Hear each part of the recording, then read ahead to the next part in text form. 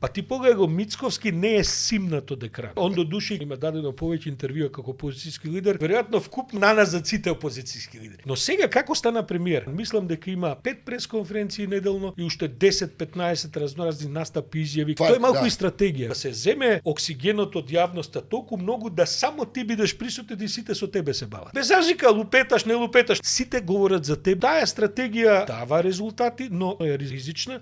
Мислам дека точно заради тоа што претерува со јавни настапи, не можеш да му ја видиш визијата. Бидејќи толку многу ја троши јавноста, вниманието. Прво, он не е ни духовит, се обидува да биде духовит, па тоа изгледа лошо. Второ, он е лош комуникатор. Човекот е премногу присутен, ја троши сопствената агенда, во некои области има добри идеи, не можеш да ги видиш сконцентрирани, бидејќи он се поплавува. Тоа е и прашање на кондиција, прашање на концентрација, прашање на издржливост на публика. На крај стануваш досаден.